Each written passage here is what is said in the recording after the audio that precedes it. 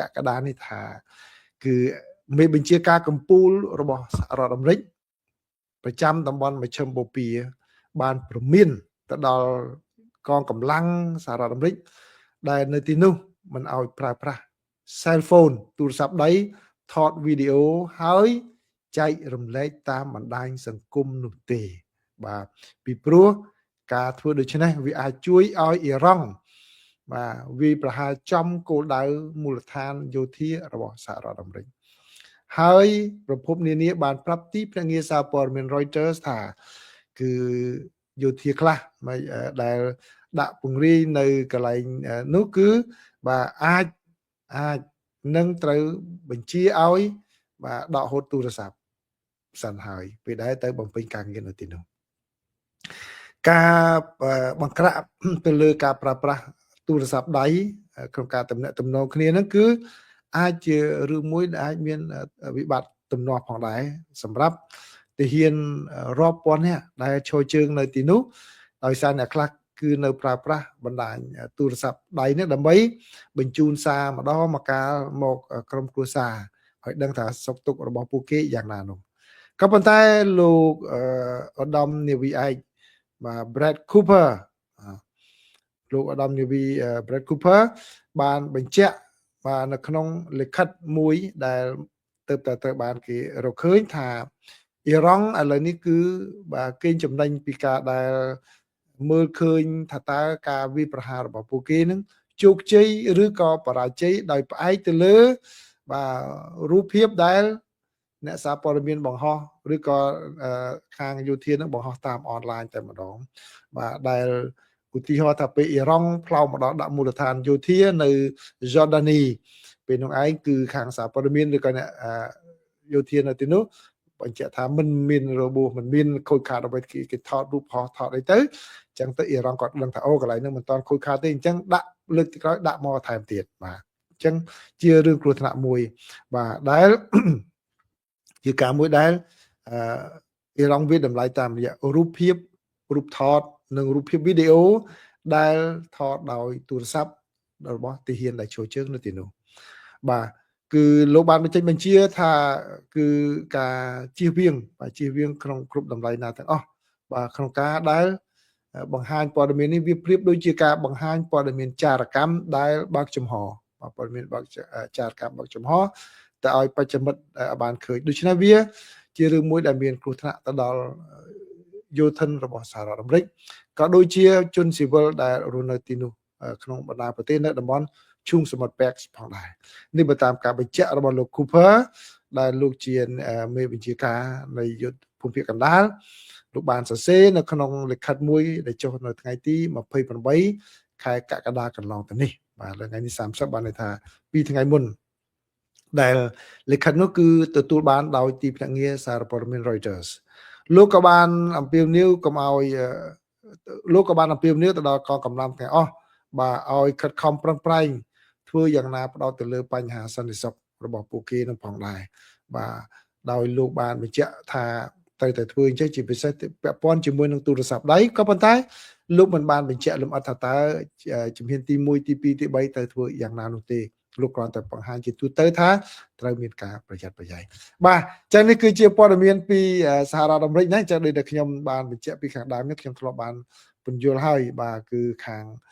មូលដ្ឋានយោធារបស់សហរដ្ឋអាមេរិកហ្នឹងគឺមិនមានឲ្យទៅថតប្រេះផ្ដាស់បានទេណាបាទជាពិសេសនៅក្នុងពេលដែលមានចំនួនអញ្ចឹងគឺគេដាក់កន្លែងឲ្យយើងទៅថតបានបាទកុំថតមិនអាចទៅ live មើលកន្លែងត្រង់សេរបស់អ្នករបស់ទាហានឲ្យមកថាឲ្យគេមិនឲ្យ live គេទៅបន្ទោសគេខាងគេអត់មានទេណាបាទឥឡូវហ្នឹងសូម្បីតែទូរស័ព្ទអញ្ចឹងក្នុងពេលកន្លងមកខ្ញុំសូមនិយាយឲ្យផ្ទាល់ណាតាមដែលខ្ញុំព័ត៌មានទទួលបានកន្លងមកគឺបាទខ្ញុំអធិស្ឋានខ្ញុំមានការគោរពចំពោះទាហានរបស់កម្ពុជាយើងដែលចូលជើងនៅខាងព្រំដែនខាងមុខណាក៏ប៉ុន្តែព័ត៌មានដែលខ្ញុំបានទទួលកន្លងមកហ្នឹងគឺរូបភាពវីដេអូរូបភាពថតមួយចំនួនដែលពួកគាត់ថតហ្នឹងក៏ជាការមួយដែលធ្វើឲ្យខូចខាតទៅដល់ទីតាំងឬក៏សុវត្ថិភាពរបស់ពួកគាត់ផ្ទាល់ទៅវិញដែរទេអញ្ចឹងហើយឃើញថាមានការរដ្ឋបတ်ដែរណាតាមព័ត៌មានដែលខ្ញុំទទួលបានមក បាទខ្ញុំនិយាយដោយត្រង់ដោយការគោរពចំពោះយុទ្ធជនទាំងអស់ដែលចូលជើងនៅទីនោះដែលខ្ញុំបញ្ជាក់នោះគឺសូម្បីតែសហរដ្ឋអាមេរិកឥឡូវហ្នឹងក៏បាទចេញបញ្ជាហើយនៅថ្ងៃនេះបាទការពិតថ្ងៃ28ខែកក្កដានោះគឺហាមណាកំថតយើងអ្នកខ្លះអាចនឹងដកទូរស័ព្ទទៀតដកទូរស័ព្ទទុកពេលដែលទៅបំពេញការងារដកទូរស័ព្ទទុកមិនឲ្យប្រើប្រាស់ទេបាទព័ត៌មានទី2បាទព័ត៌មានទី2នេះគឺជាសេចក្តីរាយការណ៍អំពីសេដ្ឋកិច្ចរបស់សហរដ្ឋអាមេរិកតាមសេចក្តីរាយការណ៍នេះបានឲ្យដឹងថាសេដ្ឋកិច្ចរបស់សហរដ្ឋអាមេរិកបាទមានការយឺតយ៉ាវបន្តិចណាដែលយឺតបន្តិចនៅក្នុងត្រីមាសទី2នៅឆ្នាំ2026នេះបាទដោយមានការរីកចម្រើនតែចំនួន 1.5% តែប៉ុណ្ណោះដោយសារតែសង្គ្រាមរបស់សហរដ្ឋអាមេរិកនៅក្នុងប្រទេសអ៊ីរ៉ង់បាទហើយដូច្នេះធ្វើឲ្យតម្លៃទំនិញប្រើប្រាស់តម្លៃប្រេងអីហ្នឹងគឺកើន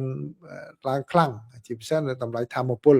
បើកាលណាធម្មពលឡើងថ្លៃគឺការដឹកជញ្ជូនក៏ឡើងថ្លៃទៅតាមនឹងដែរតាំងពីសម្បត្តិយន្តហោះតាំងពីរថយន្តដឹកពងមាន់ពងទាហ្នឹងគឺក៏ឡើងថ្លៃអញ្ចឹងដូច្នេះធ្វើឲ្យការរីកចម្រើនសេដ្ឋកិច្ចរបស់សហរដ្ឋអាមេរិកហ្នឹងគឺបានឡើងបានតិចតួចបាទតម្លៃប្រេងឥឡូវនេះគឺមានការថយចុះបន្តិចហើយពីពេលដែលបានឡើងដល់កំពូលកាលពីនៅរដូវស្លឹកឈើរដូវផ្ការីកណាបាទក៏ប៉ុន្តែការដែលខូចខាតបណ្ដាលមកពីតម្លៃប្រេងបានឡើងថ្លៃនោះគឺនៅមិនទាន់អាចជួសជុលការខូចខាតនឹងបានឡើយទេបាទដោយក្រុមហ៊ុនឬក៏អាជីវករខ្លះនៅតែជួបការលំបាកបាទហើយនឹងអតិផរណាដែលមានឡើងខ្លាំងហើយខាងធនាគារជាតិមិនបានចាត់វិធានការក្នុងការដំឡើងអត្រាពន្ធដំឡើងអត្រាការប្រាក់នោះបាទក៏ជាការមួយដែលជំរុញទៅដល់ការយឺតយ៉ាវនៃការរីកលូតលាស់នោះផងដែរបាទដូច្នេះរឿងនេះគឺវាអាចនឹងបង្កឲ្យមានការមិនច្បាស់លាស់បន្ថែមទៀតនៅក្នុងសេដ្ឋកិច្ចរបស់សហរដ្ឋអាមេរិកបាទក៏ប៉ុន្តែក៏យ៉ាងណាក៏ដោយគឺសេដ្ឋកិច្ចរបស់សហរដ្ឋអាមេរិកបើទោះបីជាជួបបញ្ហានេះក៏បង្ហាញនៅបន្តបង្ហាញសញ្ញាខ្លាំងនៅឡើយទេគឺមិនទាន់បានឈានទៅដល់កម្រិតមួយដែលគេហៅថាជាប់គាំងសេដ្ឋកិច្ចទេគឺនៅតែមានការរីកលូតលាស់ទៅមុខយឺតដដែលបាទដូច្នេះ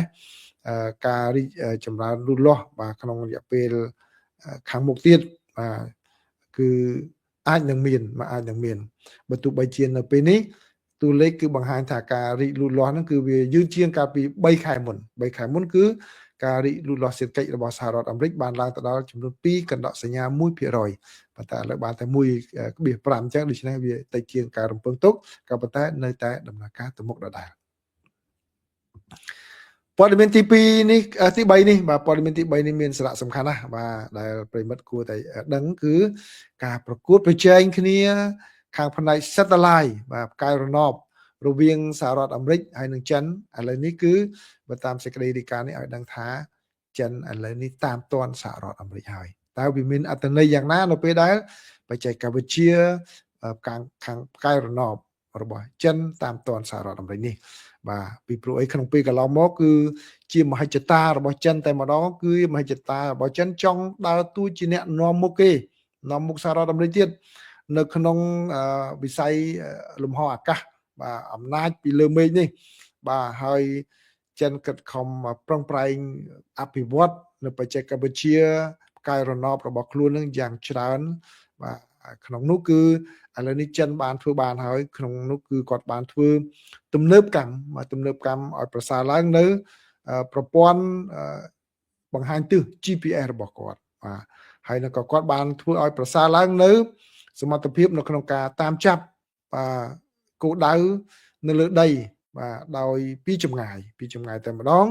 ដែលធ្វើឲ្យគាត់អាចតាមដានស្ថានភាពពិតនៅក្នុងដីនឹងដោយ real time ដូចជាក់ស្ដែងទៅតាមពេលវេលាកើតឡើងតែម្ដងចាំបានន័យថាស្ថានភាពអ្វីក៏ដោយគឺគាត់អាច monitor គាត់អាចតាមដានមើលពីលើអាកាសគាត់មើលឃើញ real time មិនដូចលើកមុនគឺរូបគេថតហើយជួនកាលប្រហែលម៉ោងក្រោយឬក៏ប្រហែលថ្ងៃក្រោយបានគេបញ្ចេញបាទគាត់មើលឃើញឥឡូវនេះគាត់មើលឃើញជាក់ស្ដែងតែម្ដងដូច្នេះការរីកចម្រើននេះតើវាមានន័យថាម៉េចវាមានន័យថាវាផ្ដល់ឲ្យចិននៅ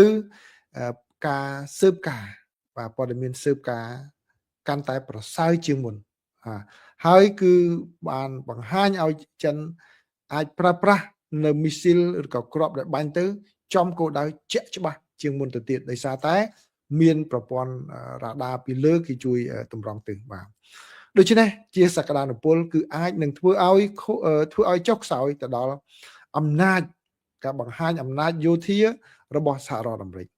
បាទក្នុងពេលកន្លងមកនេះគឺមន្ទីរបញ្ចកោណបានសម្ដែងការព្រួយបារម្ភហើយខាងក្រសួងការបរទេសរបស់សហរដ្ឋអាមេរិកក៏បានចោទប្រកាន់ក្រុមហ៊ុនចិនថាផ្ដល់រូបភាពផ្កាយរណបទៅឲ្យប្រទេសអ៊ីរ៉ង់ដែលអាចប្រើប្រាស់វាយប្រហារគោលដៅរបស់សហរដ្ឋអាមេរិកចំតែម្ដងអញ្ចឹងអ៊ីរ៉ង់ក៏ទទួលបានរូបភាពពីចិនហ្នឹងគឺរូបភាព real time ទៀតច្បាស់ទៀតបាទអញ្ចឹងគឺអាចឲ្យអ៊ីរ៉ង់គាត់ចាត់ការទៅលើគោលដៅរបស់សហរដ្ឋអាមេរិកនេះបានហើយក្នុងពេលកន្លងមកខ្ញុំធ្លាប់បានចែករំលែកព័ត៌មាននេះដែរណាគឺចិនក៏ថាជាកិច្ចការរបស់ក្រុមហ៊ុនឯកជនទេបាទអ្នកវិភាគនានាបាននិយាយថា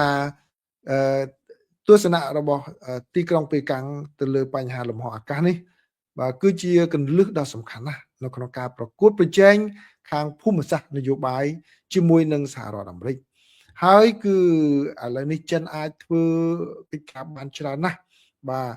ដែលសហរដ្ឋអាមេរិកធ្លាប់តែបានធ្វើតែម្នាក់ឯងទេពីលំហអាកាសឥឡូវចិនអាចធ្វើបានដូច្នេះវាជាការមួយដែលជួយបាទពន្លឿនទៅដល់ការបាញ់បង្ហោះនៅផ្កាយរណបទាំងយោធានិងស៊ីវិលរបស់ចិនចូលទៅក្នុងគន្លងវិថីលំហអាកាសបាទអញ្ចឹងនេះគឺជាការប្រកួតប្រជែងគ្នាក្នុងពេលកន្លងមកប៉ុន្តែសេចក្តីរាយការណ៍នៅថ្ងៃទី30ខែកក្កដាឆ្នាំ2026ដែលនៅខ្មែរថ្ងៃទី31ខែកក្កដានេះបង្ហាញថាចិនតាមទាន់សហរដ្ឋអាមេរិកហើយដូច្នេះវាជាបញ្ហាប្រឈមមួយទៀតរបស់សហរដ្ឋអាមេរិកព័ត៌មានទី4នេះគឺជាសេចក្តីរាយការណ៍របស់សារព័ត៌មាន NPR បានរាយការណ៍ដឹងថាលោក Elon Musk បរិះដែលមានជាងគេបំផុតនៅលើពិភពលោកបាទដែលប្រហែលសប្តាហ៍មុនគាត់ឡើងទៅជា trillionaire ឥឡូវមុននឹងធ្លាក់មកជា billionaire វិញនោះបាទគឺគាត់បានប្រកាសថានឹងចំណាយប្រាក់រហូតដល់$100 លានបាទ$100 លានក្នុងការជួយគណៈបក្សសាធារណរដ្ឋឃោសនាបោះឆ្នោតនៅពាក់កណ្ដាលអាណត្តិដែលនឹងរៀបចំការបោះឆ្នោតនៅខែវិច្ឆិកាខាងមុខនេះបាទអញ្ចឹងនេះជាការវិវត្តមួយបន្ទាប់ពីលោកនៅសំងំស្ងៀមអស់មួយរយៈហើយថែមទាំងមានការខឹងសម្បាជាមួយនឹងគណៈបក្សសាធារណរដ្ឋថែមទាំងបានគម្រាមថាលោកនឹងទៅបង្កើតគណៈបកទី3ប៉ុន្តែឥឡូវនេះបែរជាសម្រេចចិត្តថាលោកនឹងចំណាយថវិការហូតដល់ពីចន្លោះ$100 លានទៅដល់$120 លានឯណោះដើម្បីជួយទៅដល់ខាងគណៈបកសាធារណរដ្ឋដូច្នេះដំណឹងនេះគឺជារឿងមួយដែលបាទជាអន្លូងដ៏ធ្ងន់មួយទៀតសម្រាប់គណៈបកប្រជាធិបតេយ្យពីព្រោះអីនៅក្នុងមណ្ឌលមួយចំនួនបាទជាពិសេសការបោះឆ្នោតខាងព្រឹទ្ធសភាខាងគណៈបកប្រជាធិបតេយ្យមិនសូវជាជួបបញ្ហាអ្វីទេគឺអាចនឹងមានថវិកាច្រើនសម្រាប់ការឃោសនាក៏ប៉ុន្តែនៅមណ្ឌលមួយចំនួនរបស់ខាងសភារដ្ឋសភាវិញបាទគឺគណៈបកប្រជាធិបតេយ្យ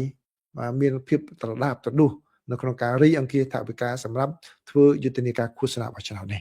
ក្នុងគណៈពេលដែលខាងគណៈបកសាធារណរដ្ឋគឺមានទឹកប្រាក់គ្រប់គ្រាន់យ៉ាងរំភើយបាទយ៉ាងងាយស្រួលទៅហើយឥឡូវនេះមានលុយបន្ថែមពីលោក Elon Musk មកទៀតគឺអាចនឹងជាការមួយបន្ថែមសន្ទុះទៅដល់យុទ្ធនាការឃោសនាបោះឆ្នោតនៅពាក់កណ្ដាលអាណត្តិនេះផងដែរបាទនេះគឺជាព័ត៌មានសំខាន់ទី4ដែលខ្ញុំចងក្រងសម្រាប់ប្រិយមិត្តទាំងអស់គ្នាហើយព័ត៌មានចុងក្រោយនេះគឺនិយាយអំពីខ្លួនឯងម្ដងបាទនៅថ្ងៃនេះគឺ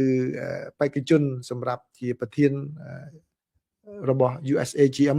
បាទទីភ្នាក់ងាររដ្ឋាភិបាលសម្រាប់បណ្ដាញផ្សព្វផ្សាយសកលដែលគ្រប់គ្រងមកលើ VOA បាទ VOA របស់ខ្ញុំហ្នឹងហើយនឹងក៏ជាអ្នកដែលផ្ដល់មូលនិធិទៅឲ្យខាងអាស៊ីសេរីហ្នឹងគឺលោកស្រីបានទៅផ្ដល់សក្ខីកម្មនៅខាងព្រឹទ្ធសភាបាទគឺលោកស្រីឈ្មោះថា Sarah Roger បាទដូចនៅក្នុងរូបភាពនេះបាទដើម្បីទទួលការតែងតាំងពីព្រោះអីលោកត្រាំបានដាក់លោកស្រីមកឲ្យជំនួសលោកស្រី Carrie Lake ដែលនៅពេលនេះលោកស្រី Carrie Lake ត្រូវបានតែងតាំងជាបេក្ខជនសម្រាប់ឯកអគ្គរដ្ឋទូតរបស់សហរដ្ឋអាមេរិកប្រចាំប្រទេសចាមេកាបាទហើយលោកស្រីបានឆ្លងកាត់ការដេញដោលសួរហើយឥឡូវដល់វេនលោកស្រី Roger ម្ដងដែលពេលបច្ចុប្បន្នការពិតលោកស្រី Roger នេះមិនមែនជាអ្នកមកពីខាងក្រៅទេគឺលោកស្រីជាមានតំណែងដូចជាអនុរដ្ឋលេខាធិការបាទអនុរដ្ឋលេខាធិការក្រសួងការបរទេស ដែលទទួលបន្ទុកគោលនយោបាយសាធារណៈបាទឥឡូវហ្នឹងឲ្យមកដឹកនាំអង្គភាពខាង USAGM នឹងម្ដងពេលហ្នឹងគឺនៅពេលដែលសភាបានសួរគឺលោកស្រីបានបញ្ជាក់ថាគឺលោកស្រីបាននឹងប្រើប្រាស់បណ្ដាញផ្សព្វផ្សាយរបស់សហរដ្ឋអាមេរិកបាទឲ្យកាន់តែស្រួចស្រាលជាងមុនក្នុងការប្រឈមជាមួយនឹងប្រទេសចិនបាទដែលនៅក្នុងនោះលោកស្រីមានបំណងដើម្បីពង្រីកឲ្យមានការផលិតវីដេអូខ្លីៗផលិតវីដេអូខ្លីៗនិងធ្វើជាកម្មវិធី podcast បាទហើយនឹងឲ្យមានបង្កើតជាក្រុម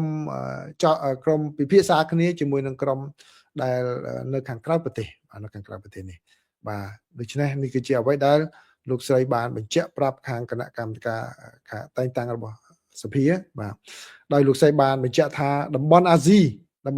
នៅតែជាតំបន់អាទិភាពខ្ពស់បាទរបស់លោកស្រីសម្រាប់ការងាររបស់ USAGM ហ្នឹងបាទដែលលោកស្រីនឹងត្រូវមកគ្រប់គ្រងប្រសិនបើទទួលការតែងតាំងលោកស្រីបានបន្ថែមថាគឺប្រទេសចិនបានចំណាយថវិកាជាច្រើននឹងពង្រីកនៅការឃោសនារបស់ខ្លួនយ៉ាងខ្លាំងបាទហើយឥឡូវនេះគឺសត្រូវរបស់សហរដ្ឋអាមេរិកដែលមានចិនគឺកំពុងតែបង្កើនការឃោសនាខ្លាំងចឹងដូច្នេះវាជាបញ្ហាមួយសម្រាប់សហរដ្ឋអាមេរិក